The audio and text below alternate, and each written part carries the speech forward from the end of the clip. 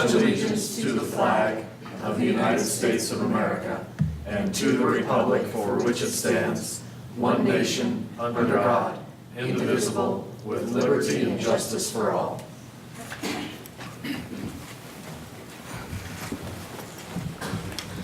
Thank you. Roll call. Absent is Dwayne. Seated for Dwayne is Ruth Ann. Absent is Rich. Seated for Rich is Kim. And I'd like to welcome to the dais our newest member, Kelly, and thank you for joining us up here tonight.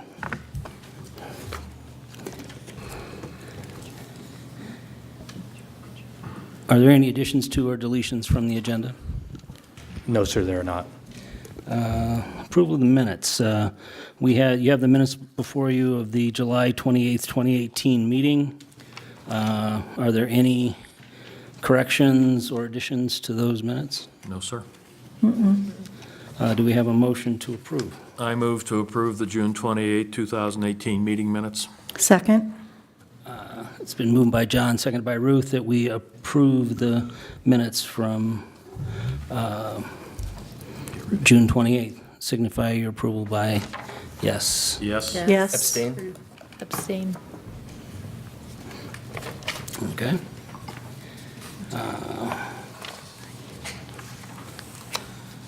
First item before us tonight is a public hearing on Parker Square Tract C1 rezone. And we will open the public hearing at 7:02. Ryan? Thank you, Chairman Poole, and good evening, Planning Commissioners. So this is a proposal to rezone a .568 acre parcel from C Commercial to Greater Downtown District Market Center. The applicant is Gene Gregory, and he is present this evening and available should you have any questions after my presentation. So the parcel is on the southwest corner of Solar Circle and Sun Way. To the north of the property is mostly commercial office uses. To the east and west, as well as to the south, is the Pine Bluffs apartment complex that is currently under construction. So this slide shows the parcel outlined in yellow with the surrounding zoning layers turned on. So you can see it's kind of a lonely red out in the middle of a sea of brown there. It almost seems like it's been forgotten with the other parcels that were zoned, Greater Downtown District Market Center to the north. So again, the applicant is proposing to rezone the parcel from C Commercial to Greater Downtown District Market Center. The applicant has submitted the rezoning application to permit a reduced front yard setback for a planned restaurant and to make the property consistent with the adjacent zoning to the north, which is shown in brown. The Greater Downtown Zone District allows setbacks to be determined at site plan, and the applicant has submitted a site plan application for a 4,718 square foot restaurant on this parcel. And that site plan is being reviewed by my colleague Stacy and is being reviewed for compliance with the land development ordinance. So this map depicts the parcel in relation to its master plan area. The subject parcel abuts the Central Commercial District master plan area, which is shown in red to the north of this parcel. And the Central Commercial area promotes land uses such as offices, restaurants, and personal services. The requested Greater Downtown Zone District is consistent with the goals and strategy of the master plan and will allow adequate opportunities for expansion of the town's economic base. The rezoning will create a mix of uses in this area that includes residential, restaurants, and offices. So based on this analysis, staff has determined that the request is consistent with a master plan. So staff analysis has determined that all 9 criteria for rezoning has been met as detailed in the report and is recommending that the Planning Commission recommend that the Town Council approve this rezoning request. So that concludes my presentation. I'd be happy to take any questions from Planning Commissioners. Thank you. Questions for Ryan? Ryan, just for curiosity, what type of restaurant is this going to be? It's going to be a Cajun restaurant. Sit down, not fast Yes, food? sit-down restaurant. It's called the Gator Lounge. Okay, thank you. Other questions? No. None for me. Okay. Ryan, did you say the applicant had a presentation or just could answer questions if we? He doesn't have an application. okay. He could just answer questions. Okay. Any questions for the applicant? No. Okay. No.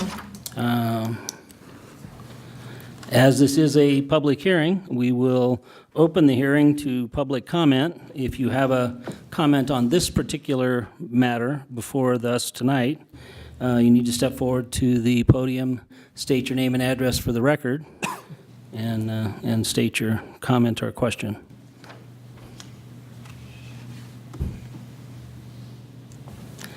Seeing none, we will close the public comment portion of the meeting. Do we need any further information from staff or the applicant? No, sir? No. No. All right. Then we will close the public hearing at 7:06. Planning Commissioner discussion.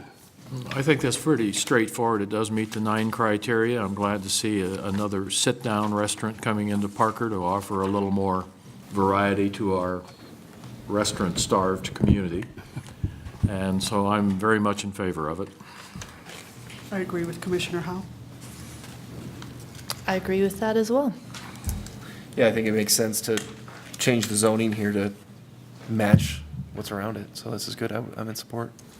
I agree. The change in zoning will give you a little more flexibility in figuring out the site plan, and outside of that, there's not much difference between that and the commercial, so I will support this. I will support this as well, as it seems to be pretty straightforward and it's contiguous use. I certainly concur with the rest of the commission. Do we have a motion? I move the Planning Commission recommend Town Council approve the rezone request. I second. It's been moved by John, seconded by Eliana, that the Planning Commission recommend Town Council approve the rezone request. Signify your approval by yes. Yes? Yes. All right, motion passed. Next item is item 7B, and it's a public hearing on the Stonegate Filing 27, Amendment Number 1, Lot 1A1, Use by Special Review. And we will open the public hearing at 7:08. Does anyone need to disclose any potential conflict of interest with this matter? No, sir? No. Nope. Does anyone need to disclose a site visit to this particular property? No. Nope. Okay. Then we will turn it over to Ryan again. Thank you again, Chairman Poole. This is a use by special review request to allow for a freestanding wireless communication facility and to allow that facility to exceed the 35-foot height maximum permitted in the zone district in which it is located. The applicant is Pinnacle Consulting, who has a brief presentation following mine and will also make themselves available to answer questions from Planning Commission. So this parcel is located north of the E470 and Chambers Road off-ramp. The location of the facility itself will be just west of the building as shown here. The uses surrounding the facility include, of course, the E470 right-of-way to the south and west, undeveloped land to the north, and light industrial buildings to the east. So the freestanding wireless communication facility consists of a 60-foot, 4-inch monopole with a 10 by 10 walled structure at its base. The walled structure will be 8 feet in height and will conceal equipment associated with the wireless facility. The materials and colors of the walled facility will match the existing trash enclosure nearby and the building, and will be surrounded on all 3 sides by new trees and shrubs as well as existing trees. All of the antennas on the monopole will be located within an earth tone concealment shroud and or canister so that no antennas or any other protrusions will be visible on the monopole. The Town of Parker Land Development Ordinance requires that all freestanding wireless communication facilities that are not located in public right-of-way be subject to a use by special review. Furthermore, the land development ordinance requires that freestanding wireless communication facilities not exceed the maximum structural height limit in the underlying zone district unless a use by special review is approved. The maximum structure height limit permitted in the modified light industrial zone district is 35 feet, and the proposed monopole is 60 feet 4 inches.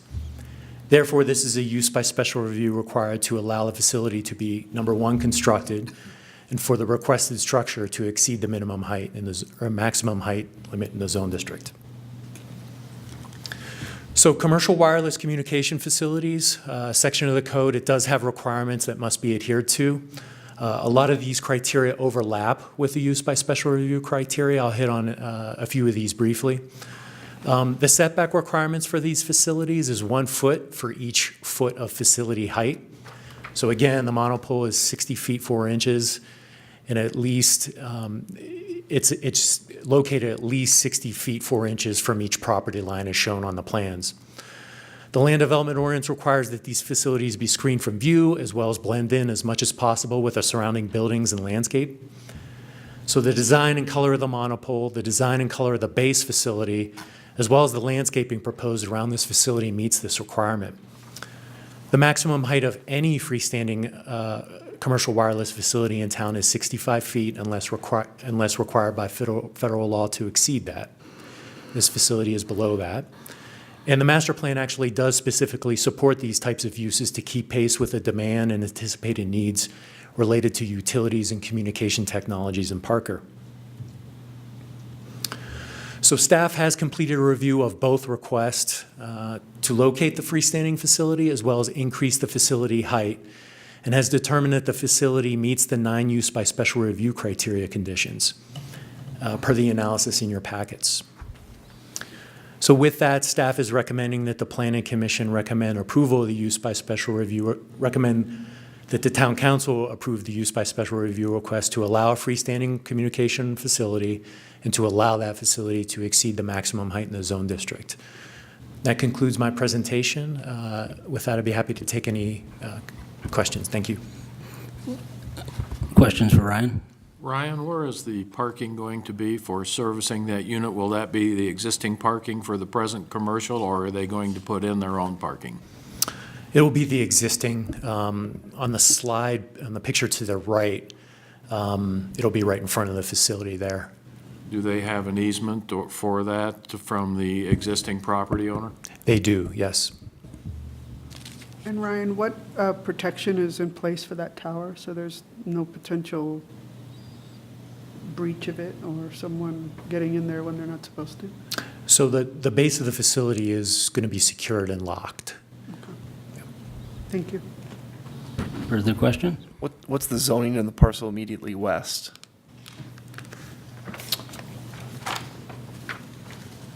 I guess it's kind of north. I'm sorry, north. That is a good question. What is that, Bright? Is it? It says So that is Cottonwood Highlands mixed use, so it allows for undeveloped mixed use. residential uses and I think some limited commercial. Other Thank you. question? Does the applicant want to come forward with their presentation? Okay, and just state your name and address for the record, please, when you get up there. My name is Jenny Hamblin. I work for Pinnacle Consulting. Address is 3 Inverness Drive East, Inglewood, Colorado. And perfect. All right. So site location, as Ryan went over, is north of E470. It's going to be east of Chambers, west of Jordan, in a private property owned by Ascendant Capital Partners. Next slide. All right. So why this location? This is for Sprint, if you guys did not know that. So this location allows Sprint to fill their gap in coverage, that is, identifying areas where coverage is inconsistent. When we look for areas, we look for 3 things, whether they're leasable, zonable, and constructible. So we found this area of coverage that was needed, and we found a supportive landowner. The area is zoned light light industrial, so it's not a residential area. We have no objections from current adjacent property owners, and it supports the growth of Parker and the continued demand in coverage. So you can go next slide. All right, so this is what we call in the industry a propagation map. So we'll start from the left side. The left side is an existing tower. We work from yellow down to blue. Yellow is excellent coverage, green is good coverage, blue is poor coverage, and then the spotty gray area is actually no coverage. For point of reference, that big bright one in the top right is the bright blue one that is on Parker and Cottonwood. So, and then the one to the furthest south is Challenger Park. So Sprint identified an area between the two towers that are just, it's not meeting their needs. So why 60 feet? And that is due to fills their gap in coverage, and it overcomes all the topographic obstructions that we ran into. So with 35 feet, we were just not seeing what we needed to provide the good coverage that's required. There's trees, there's buildings. We ran into, RF did a look at it, and even the overpasses on E470 were causing some obstruction. They're looking for the best coverage for E470 and Chambers. And due to E470's bridge right there and on-ramps, it was just not the right coverage. Let's see, and I guess for the industry recommendation, the lower the height, the decreased coverage. So at 35 feet, it just was not sufficient. We did have an RF justification letter that was provided by Sprint that goes into further detail regarding height and requirements that are needed for anything above 35 feet. All right, so this is the before or after picture. So this is what a coverage map will look like with a 60-foot stealth monopole. You can see it enhances the coverage along E470 all the way through Chambers, and even also enhances the coverage even north of the farthest west tower. So it really pulls everything together as far as coverage. This helps with emergency services as well as the general population. Increased speeds, all kinds of stuff come along with a better coverage. You want to go to the next one? So, of course, we did the what-if scenario for 35 feet, and this is the coverage that we would get with the 35 feet, and there's no coverage on the south side of E470 at Chambers Road. This one, you can kind of see the before and after on what it looks like now, and then with the 60 feet, what we'd be looking at for coverage with Sprint. All right, and you guys have seen a couple of these. These are just the various photo simulations we took from different areas within the property. So this is the southeast view, before and after with a photo sim, and southwest view, and then go to the next one, and then northwest view. So like Ryan stated, the 10-foot by 10-foot wall that's 8 feet high will be matched with local landscape, the adjacent building. All right, so details of impact. The structure will be concealed and painted to match existing structures. It's going to improve the wireless service. Wireless compound is only 100 square feet, which is a pretty small footprint. The location is on private property with existing access to the site, and it will not impact any traffic or pose any traffic hazards. The facility does not emit any sort of pollution, and there's no impact on health and safety of the residents. Oops, sorry. And concluding points are Sprint does agree with all the conditions of approval that have been set forth by staff. Compliance with the 9 use by special review criteria, which are on the following slide we'll get to. Construction will commence within 180 days of the approval. And if there's any change in owner or operator, the Parker will be notified in writing within 15 days. And due to its proximity to Centennial Airport, Sprint will be working with Centennial Airport and the FAA for any kind of filings or such due to construction. And then the 9 criteria items that we've kind of covered throughout this presentation we feel are met, and Sprint does agree and will comply with all of the 9 listed conditions.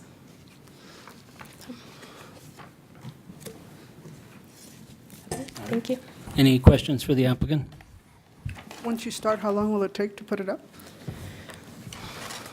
I would say it also depends on weather, right? So Sprint is very eager for this site. I would say it's going to be less than 3 months.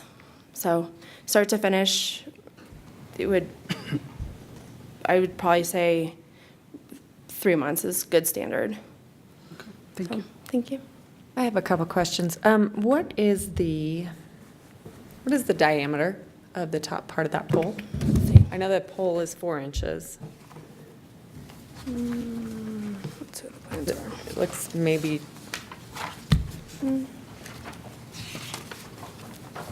It's 8? 3 feet. It's 3 feet? Yep. Okay. And then are there going to be, because of the proximity to Centennial, is Centennial putting any requirements for lights on it? No, we're Because outside you're of the outside light. Yep. Okay. I have a question. Did you look at putting, if you did two 35-foot poles, in different locations, could you achieve that same coverage? I don't believe that we would. We would have to go 2 different sites, and it's more costly, which is no big deal for Sprint. However, if we went to the south, it would be in a residential area. Okay, so there's no two good locations, in other No, words? this is the best, especially with the proposed height. It's a one-stop shop. They can get all the coverage they need instead of installing additional towers. Okay, thank you. Further questions? Good. Thank you. Thank you. Any further questions for staff? I just had one more question was, if the FAA, has changes or requires changes, do they have to come back into planning commission? No, I mean, they, Like if they recommend a shorter tower, they Well, don't need to come back. Centennial Airport did comment on this, and it was their standard comment of, if you're using cranes to construct the pole or so on and so forth, that you contact them. But yeah, if they were shortening the pole, they would have to do a new application, a new use by special review application. If they were shortening it, yes. But Centennial would have said that before we got to this point. That's correct, Okay. yeah. Okay, Yeah, if I'm understanding you correctly, Yeah. so. yeah, okay. Further questions? Okay, then, as this is a public hearing, we will open the discussion to public comment. If you have a comment on this matter before us, please step forward to the podium and state your name and address for the record. Seeing none, we'll close the public comment. We need any further information from staff or the applicant? No, sir. No? All right. We will close the public hearing at 7:23. Planning Commission discussion? This one's pretty straightforward. It's going to not interfere with anything else, and it is serviceable by adequate parking. I don't see any problem with it. The only concern I have with these monopoles going up and not lighting the top is not for Centennial, but it's more for Flight for Life helicopters coming out of both, the 2 hospitals we have here, Parker and I'm afraid one of these days a helicopter is going to clip one of those things because they come off pretty low. And at night, they're not marked, so somewhere in our planning, I would like to in the future, Ryan, if we could have that put before staff or Bryce, that these do have some sort of lighting on top or some sort of notification for that. Other than that, it meets the 9 criteria, and I'm okay with it. I think it's a great location, and I noticed the power poles are adjacent to it. So my concern for any aircraft, whether fixed wing or helicopters, would be, it's next to some serious power lines, which appear to be taller. So I think you guys picked a great location. I hope that people get more coverage, and I'm going to approve the project. I actually like this design better than some of the ones I've seen go up, which look like small Eiffel Towers.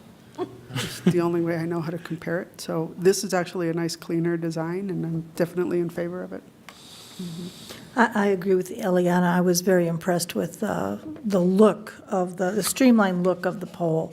And I know that for the future residential developments that'll be going in that area, they'll be delighted to have that coverage. So, and it does meet all the criteria. So I am in support of this.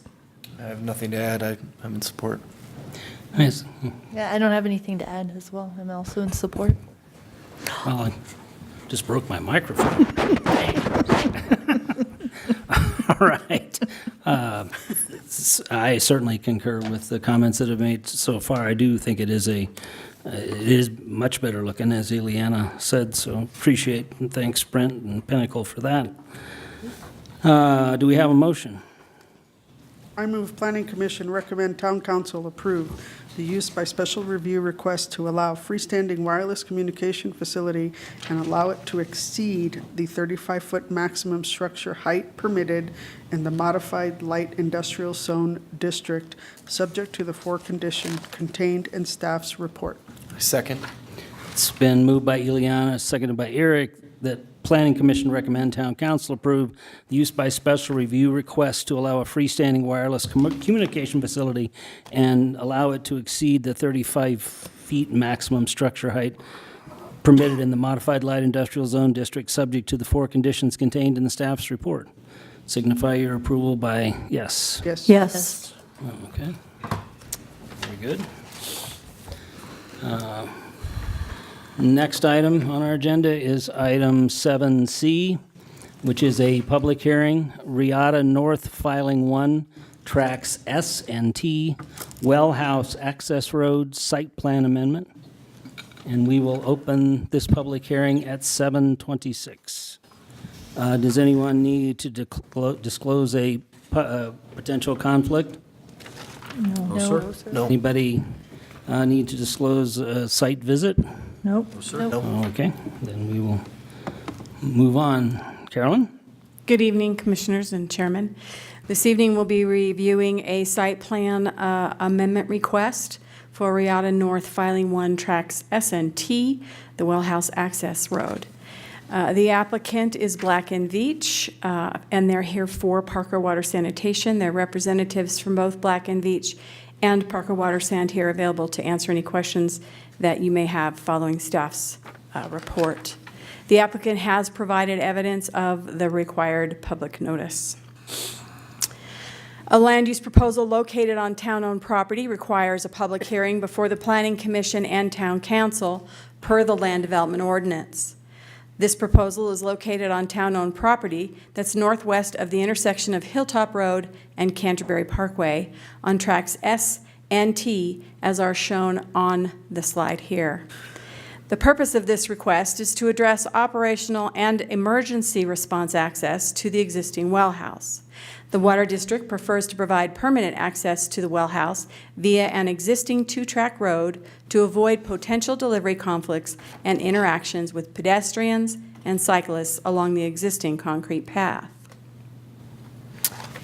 This site plan amendment application is related to the water resource centralization project currently underway by Parker Water and Sanitation District.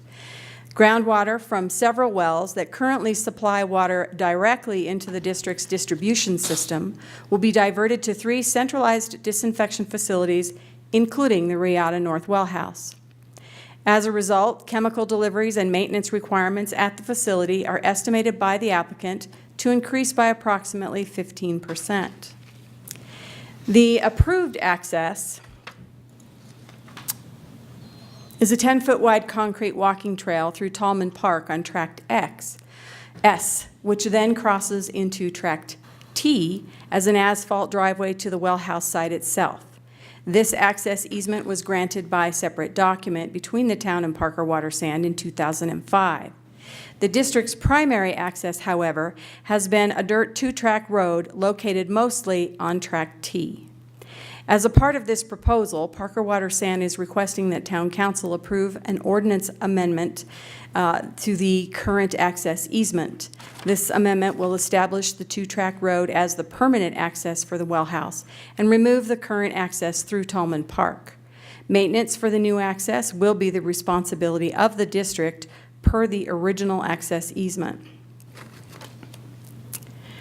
The proposal is located on open space and a neighborhood park. No structure, landscaping, or parking are a part of this proposal, and the request is consistent with the Riata North Plan Development Guide.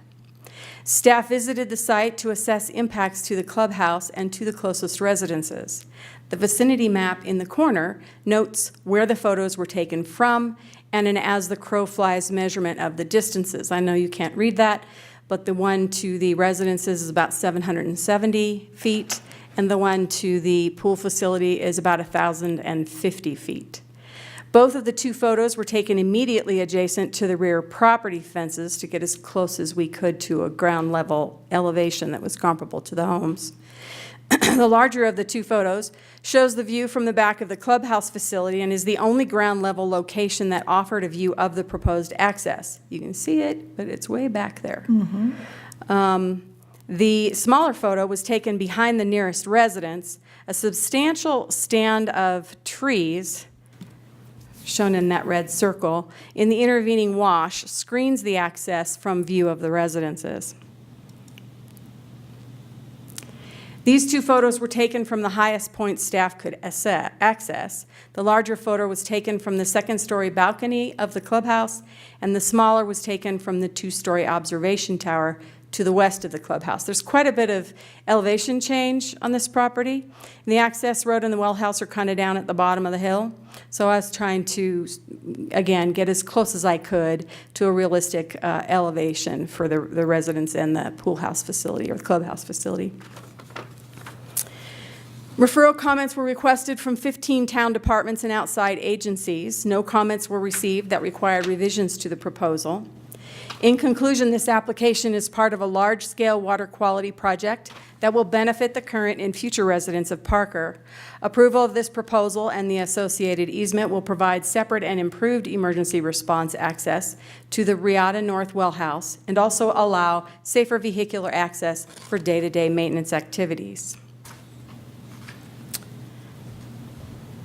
The town will consider the site plan amendment and an ordinance to amend the existing access easement on August 6th, 2018. Staff recommends that the Planning Commission recommend that Town Council approve the site plan amendment to Riata North Filing 1, Tracks S and T, Well House Access Road, subject to the conditions contained in staff's report. That concludes staff's report. I'll be happy to answer any questions you might have. Questions for Carolyn? Carolyn, what's the surface on this? Gravel. And will it be compacted to prevent dust? Yes, it'll be 16 feet wide. South Metro usually requires 20 in the effort to minimize the impacts to the open space. They can manage with 16, and it will be an engineered gravel roadway, an all-weather surface. Okay, and weed control on that at all times? Yes, maintenance for the roadway is the responsibility of Parker Water Sand per the original easement agreement. Thank you. Is there any way to block the access? Are there going to be, So this is public open space. so everybody can, yeah, I was going to say, so everybody can use the trail? Right. kind of- So it's just not something that we would block because it is for the public. Right. However, the two-track's been there for a lot of years, more than a decade, and to my knowledge, there's not been a problem. Okay, that's, Are any concessions being made for safety when the road is gravelled versus what it is now? As far as access, kids getting up there and doing things? So that was kind of what Kim was asking. We haven't had a problem there. That road's been there for 10 years. The high school's been across the street. And it's public open space, so it's not something that we would close off. I noticed in the comments that there was a concern regarding the turning radius at the 90-degree turn at the north end of the property, and I assume that's been addressed? Yes. Okay. Further questions? None for me. Carolyn, did you say the applicant had a presentation, or we're just here to answer No, questions? they're just here and are happy to answer any questions you might Okay. have. Are there any questions for the applicant? When will this begin? Sure. Yes. Yeah, if you could just come up and state your name and address for the record, please.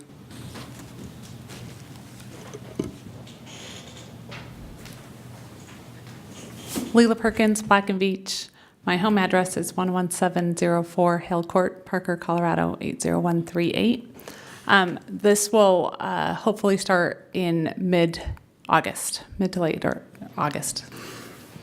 Okay, further questions for the applicant? Yes, one of the reasons that you state for needing the road is so that you can convey chemicals that'll be used because you're changing the way the water's being sanitized for our protection. Yes. What are the nature of those chemicals, and what kind of cleanup would be required if there was a spill? You bet. And thank you for bringing up that point. So the district is, the Water Resource Centralization Project is converting the district's water system from a chlorine, using chlorine as their primary and secondary disinfection, to chlorine as their primary and chloramines as their secondary.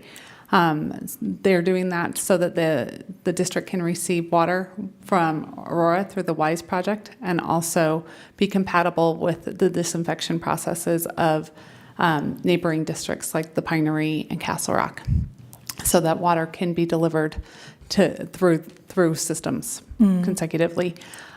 As part of this project, the district is removing all of their chlorine gas systems, which are much more hazardous, and replacing them with sodium hypochlorite, which is just bleach, liquid bleach. So it's actually, in terms of hazardous chemicals, much safer. Okay, further question? And how would spills in this open space area be addressed on this gravel road? So that is not my expertise. Okay, So, that's a question. excuse me, we do have fire life safety here to answer those kinds of questions. Okay. So maybe Randy could give us a little. I was going to. I thought you might ask a question like that and then I wouldn't be able to answer it. Hi, my name is Randy Capra. I work with the town in the building department under fire life safety. So with regard to the question with the sodium hypochlorite, it's a much safer chemical than the chlorine, and you can treat it by cooling the tanks and then washing that down to keep a cloud from occurring if there was a fire. The designation of the building's classified as an H2, but as far as chemicals go, it's a safer chemical to address than the chlorine, which can amass a cloud if you had any kind of a problem. And if it spills on the gravel, I mean, if the truck turns over, hits a icy spot in the wintertime, and The fire department then would respond and they would mitigate that. They could go ahead. They've got their hazardous material teams. It's a safer product to work with than the chlorine. Certainly, putting a fog stream on it will help lay down the product. Bleach is something that will go into the soil real easily and it won't hurt it. okay. Thank you. Thanks, Randy. Any further questions? No, for me. Thank you. Thank you. All right, as this is a public hearing, we will open the discussion for public comment. If you have a comment on this matter before us tonight, please step forward to the podium and state your name and address for the record. Seeing none, we will close the public comment. Do we need further information from the staff or applicant? No, sir. No, none for No. me. Okay, then we will close the public hearing at 7:38. Planning Commission discussion. I live by there, I see no problem. You addressed the concerns as far as safety, which is a big concern for me, so I'm good. I drink coffee up there, and I don't see any problem. I think, I'm very supportive. I think it's the changeover that Parker Water is making is going to be beneficial to the consumers as well as to the safety of the area, so very much in favor of it. Seems like a much-needed improvement, so I'm in favor of it. I like that the road is now moving away from the ball fields here, so that's good. I'm in support. Yeah, I like the idea that the supply trucks and the servicing is not going to have to share the road with bicyclists and runners and things like that on the path, so I'm in support. I'm also in support. I agree with my fellow commissioners on, it's pretty simple. It keeps it away from the ballparks, and there are some safety precautions. I too am in support. I appreciate the moves that Parker Water is making to try to conserve a very valuable resource and to plan thoroughly for the future. So they're to be commended. Do we have a motion? Okay. I move that the Planning Commission recommend that Town Council approve the Rita North Filing 1, Tract S and T, Wellhouse Access Road, site plan amendments, subject to the conditions contained in staff's report. Second? It's been moved by John, seconded by Eric, that Planning Commission recommend that Town Council approve the Riata North Filing 1, Tracks S and T, Wellhouse Access Road, site plan amendments, subject to the conditions contained in staff's report. Signify your approval by yes. Yes? Yes. Okay. Any other items for the commission? Bryce, Rosemary?